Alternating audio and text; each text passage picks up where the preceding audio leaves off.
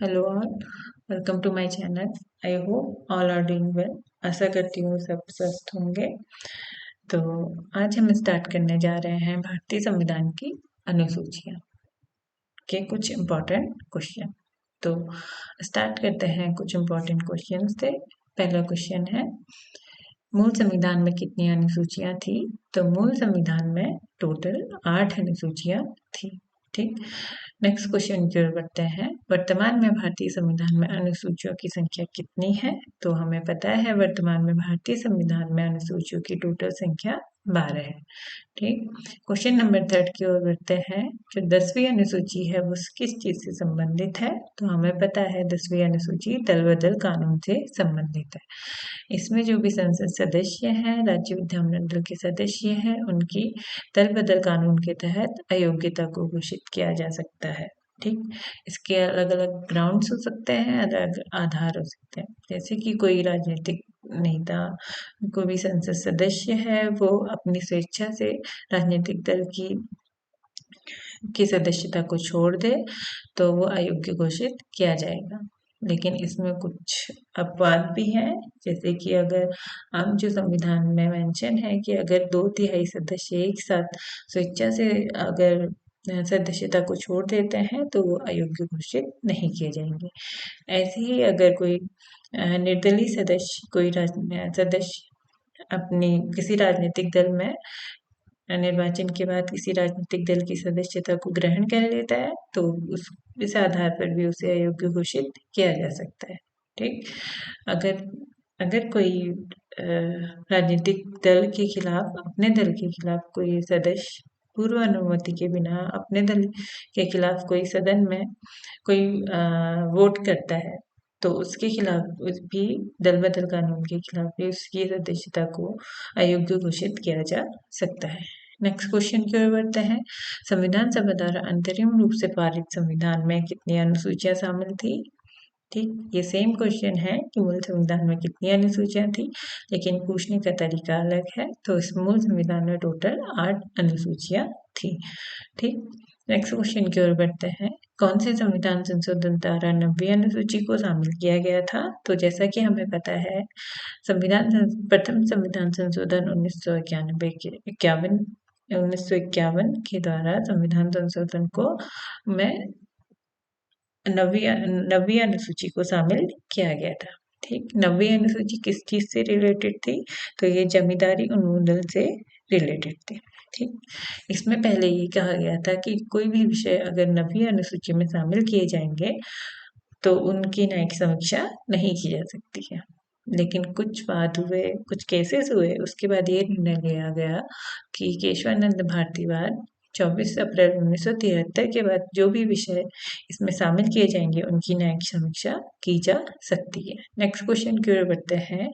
91 जो अमेंडमेंट था 2003 का, तो इसमें अमेंडमेंट किया गया था कि कितने सदस्यों अगर स्वेच्छा से किसी राजनीतिक दल को छोड़ दे तो उनको अयोग्य घोषित नहीं किया जाएगा। तो हमें पता है 2/3। पहले ये जो सदस्यता थी वो 1/3 थी। ठीक। नेक्स्ट क्वेश्चन की ओर बढ़ते हैं। 9वीं अनुसूची किस चीज से संबंधित है? जैसा कि हमने अभी बताया कि भूमि सुधार और जमींदार उन्मूलन से 9वीं अनुसूची संबंधित है। ठीक। नेक्स्ट क्वेश्चन की ओर बढ़ते हैं। 24 अप्रैल 1973 के बाद 9वीं अनुसूची में जो भी विषय शामिल किए जाएंगे उनकी न्यायिक समीक्षा की जा सकती है, लेकिन इससे पहले ये लागू नहीं था, उन विषयों की न्यायिक समीक्षा नहीं की जा सकती थी। ठीक। नेक्स्ट क्वेश्चन की ओर बढ़ते हैं। जो मोस्ट इम्पॉर्टेंट क्वेश्चन है और अक्सर पेपरों में देखा जा सकता है कि 11वीं अनुसूची किस चीज से संबंधित है? तो हमें पता है 11वीं अनुसूची स्थानीय स्वशासन या पंचायती राज से संबंधित है। ठीक। तो इसे किस संविधान संशोधन के द्वारा जोड़ा गया था? तो 73rd संविधान संशोधन, 73वें संविधान संशोधन द्वारा 11वीं अनुसूची को जोड़ा गया था, जो कि पंचायती राज से संबंधित है और इसमें टोटल विषय 29 है। तो नेक्स्ट क्वेश्चन की ओर बढ़ते हैं। 73rd संविधान संशोधन द्वारा किस अनुसूची को जोड़ा गया? तो 11वीं अनुसूची। नेक्स्ट क्वेश्चन की ओर बढ़ते हैं। 74वें संविधान संशोधन द्वारा किस अनुसूची को जोड़ा गया? तो वो है 12वीं अनुसूची, जो रिलेटेड है हमारी जो न्यायपालिका है या फिर नगरीय स्वशासन है उससे, और इसमें टोटल विषय है 18। ठीक, 12वीं अनुसूची संबंधित है नगरीय स्वशासन नगर पालिका से। ठीक, तो अगर ये क्वेश्चन में आता है कि पंचायती राज किस अनुसूची से संबंधित है, तो हमारा आंसर होगा 11वीं, और नगरीय स्वशासन किससे संबंधित है, तो हमारा आंसर होगा 12वीं। ठीक, नेक्स्ट क्वेश्चन की ओर बढ़ते हैं।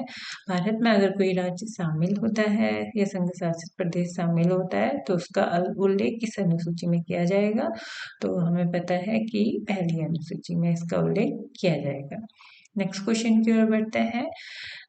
जैसा कि हमें पता है दूसरी अनुसूची में वेतन व भत्तों की बात की गई है, जो भी संवैधानिक अधिकारी है, प्राधिकारी हैं, उनके वेतन व भत्तों की बात की गई है। ठीक, लेकिन इसमें कुछ बात है, जैसे कि अगर क्वेश्चन आता है क्या प्रधानमंत्री के वेतन व भत्तों की को दूसरी अनुसूची में शामिल किया गया है, तो इसका आंसर होगा नहीं, क्योंकि संसद के किसी भी सदस्य के वेतन व भत्तों को दूसरी अनुसूची में शामिल नहीं किया गया है। नेक्स्ट क्वेश्चन की ओर बढ़ते हैं। राज्य सूची में कितने विषय शामिल किए गए हैं? जैसे कि हमें पता है हमारे वहाँ 3 तरह की सूचियां हैं, जो कि जिनमें शक्तियों का वितरण हमारी 7वीं अनुसूची में शामिल किया गया है। उसमें संघ सूची, राज्य सूची और समवर्ती सूची। संघ सूची के विषय में जो कानून बनाने का अधिकार है वो केंद्र के पास है, ऐसे ही राज्य सूची में जो कानून बनाने का अधिकार है वो राज्य के पास है, और समवर्ती सूची में जो कानून बनाने का अधिकार है वो दोनों के पास है, केंद्र व राज्य के पास। लेकिन मतभेद की स्थिति में सेंटर के पास ज्यादा पावर है। ठीक, तो इसमें क्वेश्चन ये पूछा गया है राष्ट्रीय सूची में कितने विषयों को शामिल किया गया है, तो हमें पता है पहले इसमें जब मूल संविधान बना था इसमें 66 विषय थे, लेकिन 42वें संविधान संशोधन 1976 के बाद 5 विषय राज्य सूची से हटाकर समवर्ती सूची में शामिल किए गए थे, तो अब इसमें टोटल 61 विषय को शामिल किया गया है। ठीक, 8वीं अनुसूची किससे संबंधित है, तो हमें पता है 8वीं अनुसूची आधिकारिक भाषाओं से संबंधित है। तो अगर पूछा जाए कि मूल संविधान में कितनी आधिकारिक भाषाओं का उल्लेख था, तो हमारे पास हमारा आंसर होगा 14, लेकिन अब कुछ संविधान संशोधनों के बाद जो आधिकारिक भाषाओं की संख्या है वो 22 है। तो अब जो वर्तमान में आधिकारिक भाषाएं हैं वो 22 है। ठीक, ऐसे ही हमें पता है तीसरी अनुसूची में क्या शामिल किया गया है, तो तीसरी अनुसूची में जो संवैधानिक अधिकारी या प्राधिकारी है उनके शपथ का वर्णन किया गया है। तो इसमें ये पूछा जाएगा कि क्या राष्ट्रपति की शपथ को तीसरी अनुसूची में शामिल किया गया है, तो हमारा आंसर होगा नहीं। क्यों? क्योंकि राष्ट्रपति की शपथ को आर्टिकल 60 में इसका वर्णन मिलता है। ऐसे ही राष्ट्रपति, उपराष्ट्रपति और राज्य से संबंधित राज्यपालों की शपथ को अनुसूची 3 में शामिल नहीं किया गया है। नेक्स्ट क्वेश्चन की ओर बढ़ते हैं। राज्यसभा के प्रतिनिधियों को स्थानों का आवंटन किस अनुसूची से संबंधित है, तो हमें पता है 4थी अनुसूची से, और जो सबसे ज्यादा राज्यसभा की सीटें हैं वो अभी उत्तर प्रदेश से हैं 31, और जो न्यूनतम है वो गोवा की है 1। तो नेक्स्ट क्वेश्चन की ओर बढ़ते हैं। छठी अनुसूची में क्या शामिल है, तो छठी अनुसूची में शामिल है जो असम, मेघालय, त्रिपुरा और मिजोरम के अनुसूचित जाति व अनुसूचित जनजाति के प्रशासन और नियंत्रण के संबंधित प्रावधान है वो छठी अनुसूची में शामिल है। लेकिन अगर पूछा जाए, नॉर्मली पूछा जाए कि अनुसूचित जाति व जनजाति के जो के प्रशासन और नियंत्रण से संबंधित प्रावधान है वो कौन सी अनुसूची में शामिल है, तो 5वीं अनुसूची में शामिल है, लेकिन उसमें असम, मेघालय, त्रिपुरा और मिजोरम को शामिल नहीं किया गया है। ठीक, नेक्स्ट क्वेश्चन की ओर बढ़ते हैं। 7वीं अनुसूची संबंधित है, तो सातवीं अनुसूची केंद्र व राज्यों के बीच शक्तियों के वितरण से संबंधित है। नेक्स्ट क्वेश्चन की ओर बढ़ते हैं। 12वीं अनुसूची में कितने विषय हैं, तो हमें पता है 12वीं अनुसूची में 18 विषयों को शामिल किया गया है। ऐसे ही 11वीं अनुसूची में कितने विषयों को शामिल किया गया है, तो 11वीं अनुसूची में 29 विषयों को शामिल किया गया है, जो हमारा इम्पोर्टेंट क्वेश्चन भी बनता है और अक्सर ये क्वेश्चन एग्जाम में देखा जा सकता है। तो नेक्स्ट क्वेश्चन की ओर बढ़ते हैं। जैसे कि हमें पता है राज्य सूची में पहले 66 विषय थे, तो 5 विषय जो 42वें संविधान संशोधन 1976 के बाद राज्य सूची से समवर्ती सूची में सम्मिलित किए गए, तो वो कौन-कौन से हैं? शिक्षा, वन, वन्यजीव व पक्षियों का संरक्षण, न्याय प्रशासन व नाप तोड़। ठीक, तो अब टोटल समवर्ती सूची में 47 पहले 47 विषय थे, लेकिन अब 5 और जोड़े गए, तो 52 विषय इसमें टोटल अभी शामिल किए गए हैं। लेकिन राज्य सूची में पहले 66 विषय थे, लेकिन अब इसमें 61 विषयों को शामिल किया गया। तो अभी जो प्रेजेंट में राज्य सूची में विषय हैं वो टोटल 61 विषय है, सब्जेक्ट। ठीक, नेक्स्ट क्वेश्चन की ओर बढ़ते हैं। जो 92 संविधान संशोधन था 2003, उससे कौन कौन सी भाषाएं जोड़ी गई अनुसूची 8वीं अनुसूची में? तो हमें पता है बोडो, डोंगरी, मैथिली और संथाली। ठीक, नेक्स्ट क्वेश्चन की ओर बढ़ते हैं। संघ सूची, राज्य सूची और समवर्ती सूची से संबंधित व्यवस्था कहाँ से ली गई है? तो हमें पता है जो संघ सूची, राज्य सूची और समवर्ती सूची है, उससे संबंधित व्यवस्था भारत सरकार अधिनियम 1935 से ली गई है। नेक्स्ट क्वेश्चन की ओर बढ़ते हैं। समवर्ती सूची में वर्तमान में कितने विषय हैं? तो हमें पता है समवर्ती सूची में वर्तमान में 52 विषय हैं। ठीक, नेक्स्ट क्वेश्चन की ओर बढ़ते हैं।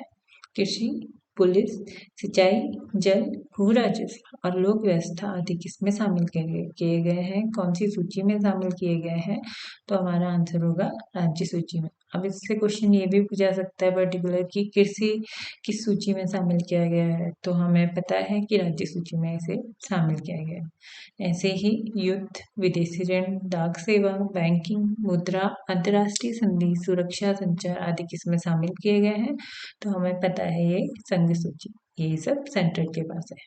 ठीक, तो नेक्स्ट क्वेश्चन की ओर बढ़ते हैं। 30वीं अनुसूची किससे संबंधित है? तो हमें ये पता है कि 30वीं अनुसूची संवैधानिक पदाधिकारियों और प्रत्याशियों की शपथ से संबंधित है। तो हम एक नज़र इसमें मार लेते हैं कि शपथ किस तरह से ली जाती है। तो जो राष्ट्रपति सब भारत के राष्ट्रपति शपथ लेंगे वो संविधान और विधि की मर्यादा बनाए रखने की शपथ ली जाएगी। ऐसे ही सुप्रीम कोर्ट के जो न्यायाधीश होंगे उनके द्वारा भारत में संविधान के प्रति श्रद्धा व निष्ठा की शपथ को ग्रहण किया जाएगा। ऐसे ही जो संसद के सदस्य हैं उनके द्वारा सूचना की गोपनीयता की शपथ ली जाएगी। ऐसे ही संघ के मंत्री हैं तो उनके द्वारा कर्तव्यों को निष्ठापूर्वक निर्वहन करने की शपथ को ग्रहण किया जाएगा। तो अभी ये क्वेश्चंस की सीरीज यहीं पे खत्म होती है। तो हम नेक्स्ट टॉपिक की ओर बढ़ेंगे। ठीक, अगर आपको मेरा कंटेंट पसंद आ रहा हो, अगर आपको मेरे क्वेश्चंस पसंद आ रहे हो, तो आप इसे शेयर कीजिएगा, लाइक कीजिएगा। Thank you.